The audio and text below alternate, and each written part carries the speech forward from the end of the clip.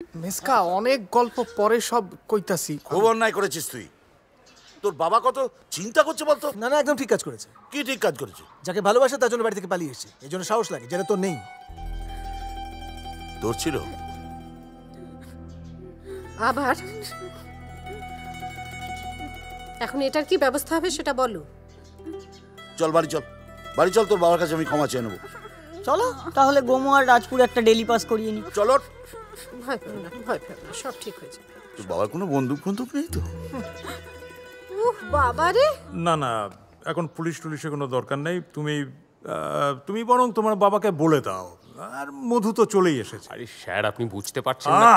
যা বলছি তাই করো। ঠিকই, উনি যেটা বলছেন সেটা ঠিকই বলছেন।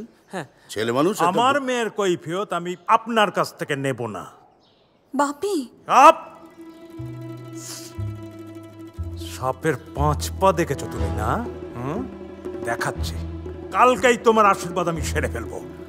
ওই ইডিয়েট কেবুর ভূত যদি আমি না ছাড়াই। আমি কেবু নই। আমি কেবু, অমল চ্যাটার্জি। মানে এই রিক্সাওয়ালার মতন দেখতে ছেলেটাকে তোমার পছন্দ? আচ্ছা, তোমার কি মাথার ব্যামো হয়েছে? মশাই, আপনি আমাকে নিয়ে যা খুশি বলুন, কিন্তু আমার ছেলেদেরকে নিয়ে। আপনাকে তো আমি কম্পিটিশনেই দেখে নেব মিস্টার বগলা চরণ। আপনি আর ওই যে ফেলুয়াচার্যকে আমি। আচ্ছা তাই, তাহলে শুনুন,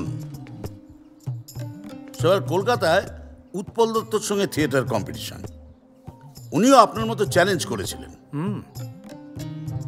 থিয়েটারের শেষে উৎপলদা আমার দুটো হাত ধরে বলেছিলেন, বগলা, ওথেলোটা তুমি উত্তমের চেয়ে বেটার করতে। পাগল হয়ে গেছে। যদি সাহস থাকে তাহলে মধু জামাইয়ের আশীর্বাদটা নয় আমাদের হারানোর আনন্দেই করবেন।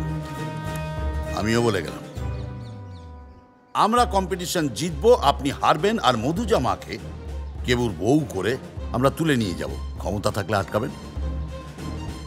এটা হলো বগলাচরণ ভট্টাচার্যের চ্যালেঞ্জ।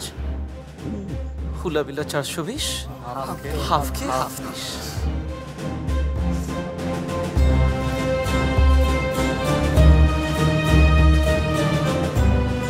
স্যার, মুখের উপর কেউ চালে ছুড়ে দিয়ে গেল স্যার। আমরা হারলে কিন্তু। আচ্ছা স্যার,